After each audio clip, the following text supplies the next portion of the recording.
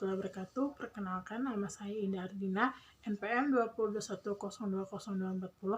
Baik, di sini saya akan menjelaskan sedikit tentang PPT yang berjudul Sumber Hukum Islam.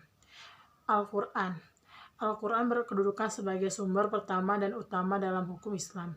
Kedudukan ini mengatur umat Islam memahami pesan-pesan dikandung untuk dilaksanakan dan dalam kehidupan.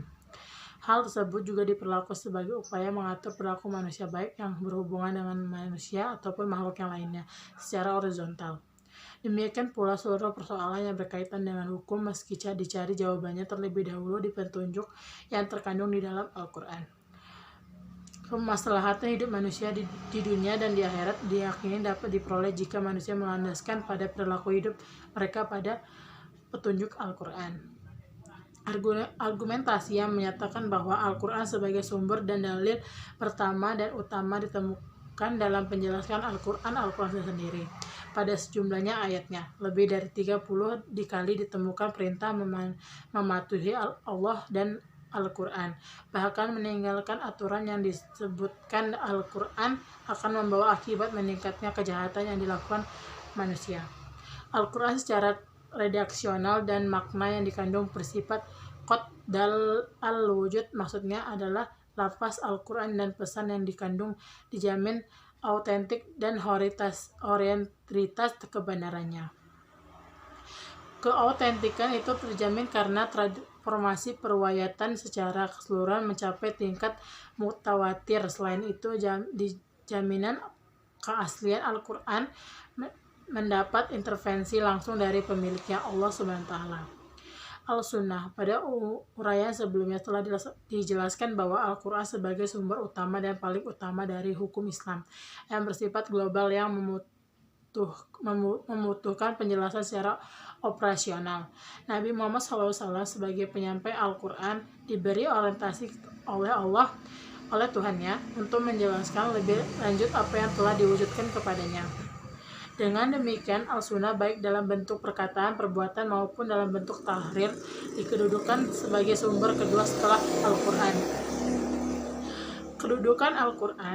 Kedudukan Al-Sunnah sebagai disebutkan di atas berdasarkan argumentasi bahwa secara normatif ditentukan ayat Al-Quran yang menyeluruh untuk taat kepada Rasul. Ketaatan kepada Rasul sering dikaitkan dengan ketaatan kepada Allah SWT, seperti yang ditentukan pada surat Al-Nisa ayat 13, artinya hukum-hukum tersebut. Itulah ketentuan dari Allah, barang siapa taat kepada Allah dan Rasulnya, niscaya Allah memasukkannya ke dalam surga. Al-Quran sering menetapkan beriman kepada Rasul dan sama dengan kewajiban beriman kepada Allah SWT. Disebutkan dalam surah Al-Araf 158.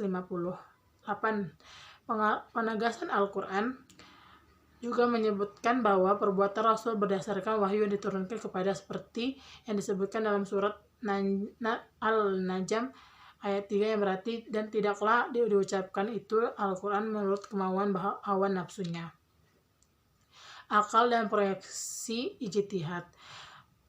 A. Pengertian akal. Akal menurut Al-Quran lebih khusus menurunkan pengertian para akal dan proyeksi ijtihad. B. Proyeksi ijtihad. Ijtihad menurut bahasa berarti usaha yang keras dan bersungguh-sungguh. Sedangkan pengertian dari segi istilah ijtihad adalah berusaha menetapkan hukum terhadap masalah yang belum ada ketetapan hukumnya.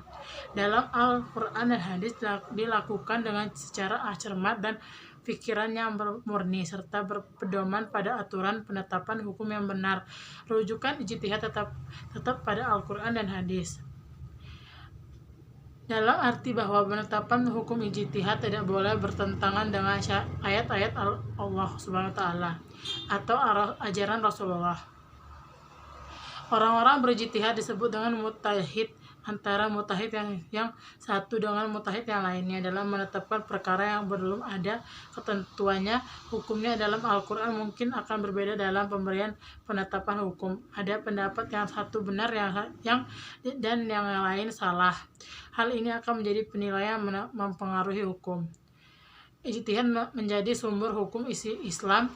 Yang ketiga, boleh dilakukan oleh siapa saja memiliki persyaratan minimal seperti memahami Manfaat ayat atau hadis: memiliki atau menguasai ilmu alat seperti nauhud sorob, mengetahui latar belakang suatu ayat atau hadis, luar pemahamannya. Terdapat pengetahuan Islam memiliki loyalitas yang tinggi terhadap agama dan lain-lain.